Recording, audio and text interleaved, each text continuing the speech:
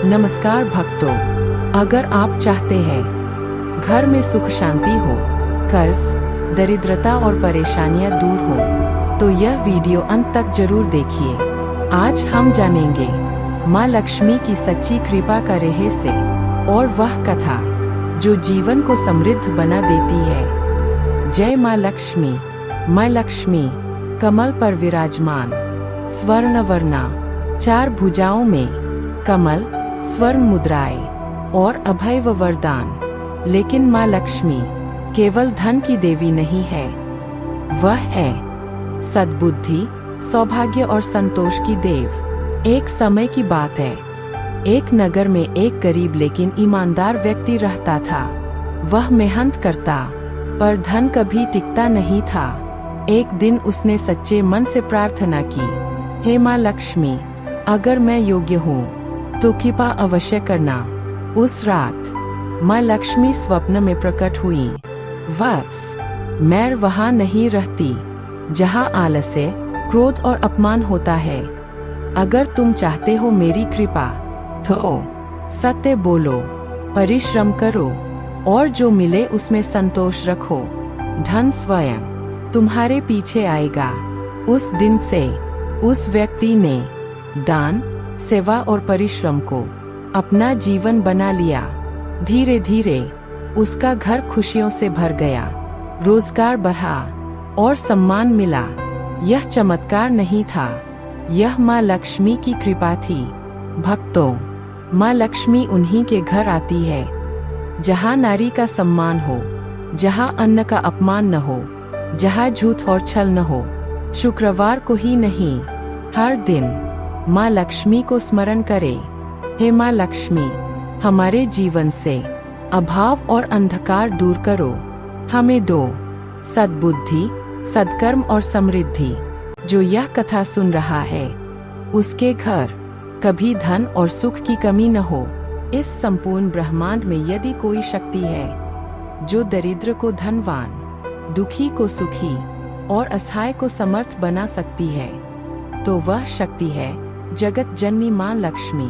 माँ लक्ष्मी केवल धन की देवी नहीं है, वह सद्बुद्धि, सौभाग्य, शांति और संतुलन की देवी है। जहाँ लक्ष्मी है वहाँ कलह नहीं, जहाँ लक्ष्मी है वहाँ अभाव नहीं, और जहाँ लक्ष्मी स्थिर होती है वहाँ विनाश कभी नहीं आता। माँ लक्ष्मी का स्वरूप अत्यंत मनोहारी है।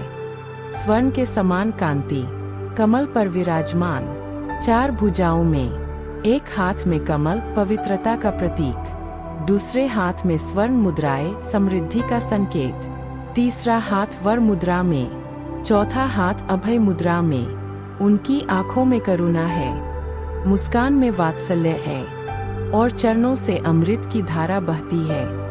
अलक्ष्मीय पापरूपा स्यात् लक्ष्मीय पुण्य स्वरूपिणी। जहाँ अधर्म, अहंकार और आलस्य होता है वहाँ माँ लक्ष्मी टिकती नहीं, और जहाँ स्वच्छता, परिश्रम, श्रद्धा और संयम होता है वहाँ माँ लक्ष्मी स्वयं वास करती है। बहुत समय पहले जब देवता और असुरों के बीच अमृत को लेकर युद्ध छिड़ा हुआ था, देवता निर्बल हो चुके थे, असुर शक्तिशाली बन गए थे।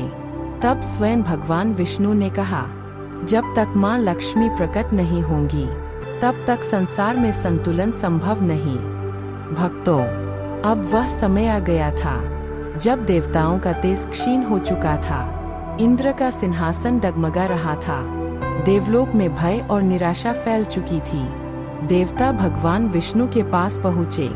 देवता बोले, हे नारायण, असुरों का अत्याचार बढ़ता जा रहा है, हमारी शक्ति क्षीण हो चुकी है, अब केवल आप ही हमें मार्ग दिखा सकते हैं। तब भगवान विष्णु ने गूढ़ स्वर में कहा, देवताओं, जब तक माँ लक्ष्मी प्रकट नहीं होंगी तब तक न धन होगा, न तेज, न ही विजय। भगवान विष्णु ने आदेश दिया, क्षीर सागर का मंथन करो, उससे अमृत निकलेगा और उसी समुद्र से माँ लक्ष्मी का दिव्य प्राकट्य होगा।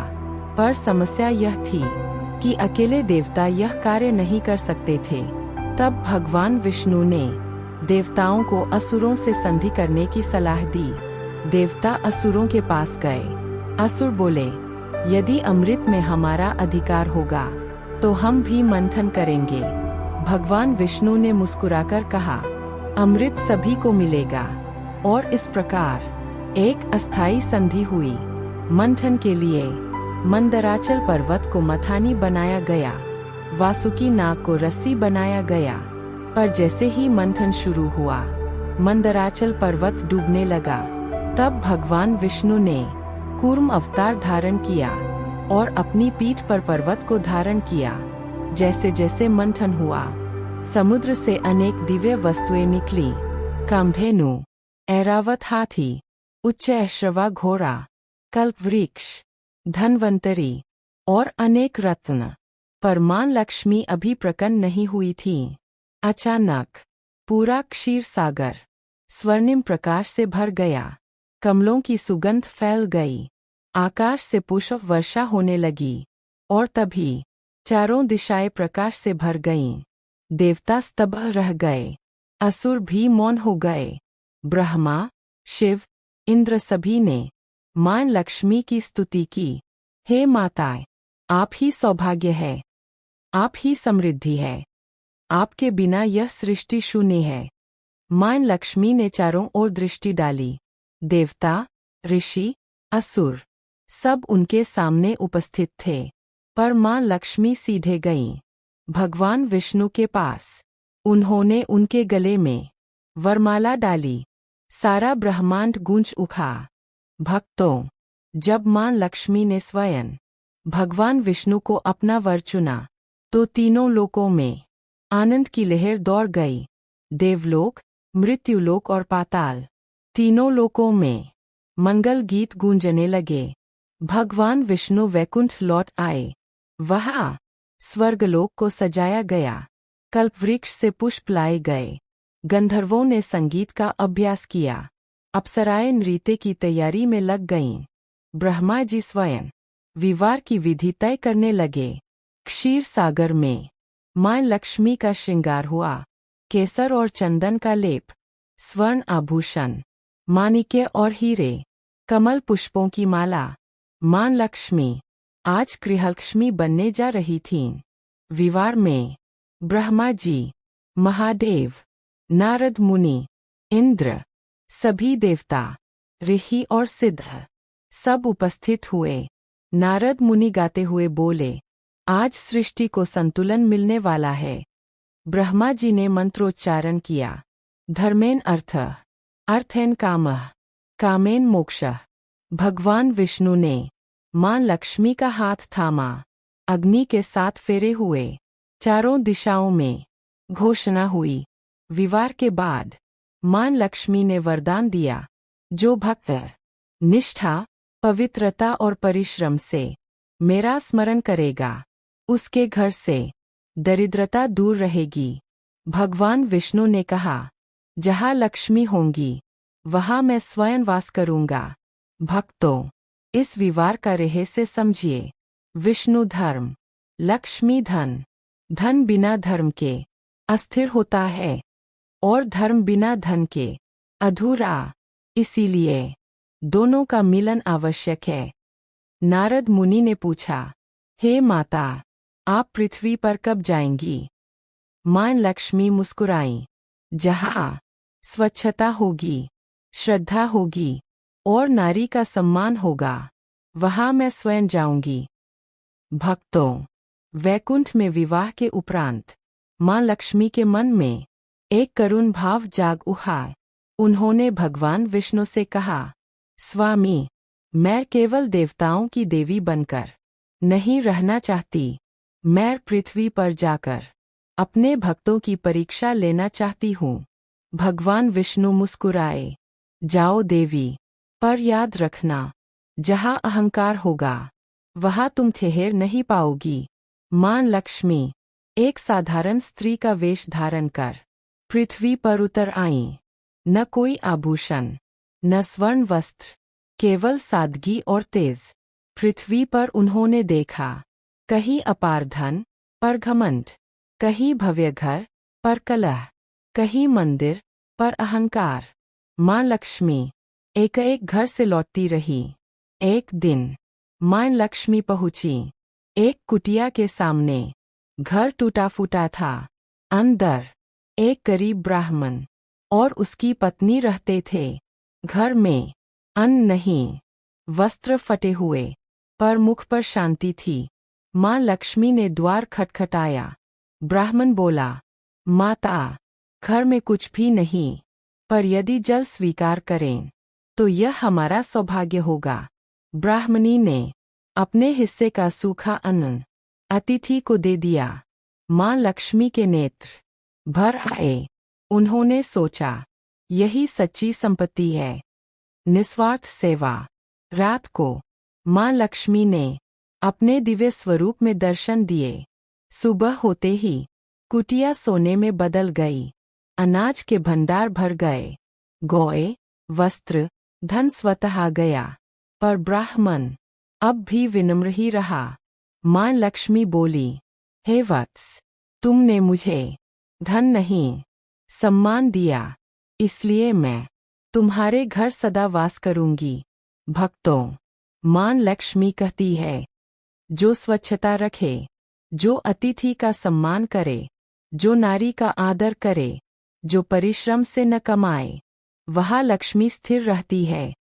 माँ लक्ष्मी ने कहा, जो मेरा नाम केवल संकट में लेता है, मैं थोड़ी देर आती हूँ, पर जो नित्य स्मरण करता है, वहाँ मैं पीढ़ियों तक रहती हूँ। भक्तों, कलयुग में माँ लक्ष्मी को पाना कठिन नहीं, पर रोक पाना कठिन है, क्योंकि माँ लक्ष्मी क्षणिक नहीं, चरित्र की परीक्षा लेती है। माँ लक्ष्मी कहती है, जहाँ प्रातः स्वच्छता होती है, दीपक संध्या को जलता है, तुलसी पूजन होता है, नारी का सम्मान होता है, परिश्रम से अर्जित धन होता है, वहाँ मैं स्थिर रहती हूँ। जहाँ झूठ, छल, आलस्य, अपमान, अन्न का अपव्यय होता है, वहाँ से मैं चुपचाप चली जाती हूँ। शुक्रवार को घी का दीपक माँ लक्ष्मी के सामने जलाए। हर महीने किसी गरीब को अन्न दान करे। प्रतिदिन तुलसी को जल दे। शुक्रवार को व्रत रखें। सफेद वस्त्र पहनें। खीर या मिठाई का भोग लगाए। श्री महालक्ष्मी नमः 108 बार जप करे। जय लक्ष्मी माता, मैया जय लक्ष्मी माता, तुमको निशिदिन सेवत। हर विष्णु विधाता। जो व्यक्ति इस कथा को श्रद्धा से सुनता है, दूसरों को सुनाता है, शुक्रवार को स्मरण करता है, उसके घर से दरिद्रता दूर होती है, धन, धान्य, सुख बढ़ता है, पीढ़ियों तक लक्ष्मी वास करती है। भक्तों, माँ लक्ष्मी धन से पहले संस्कार देती है। यदि संस्कार होंगे तो धन स्वयं आएगा।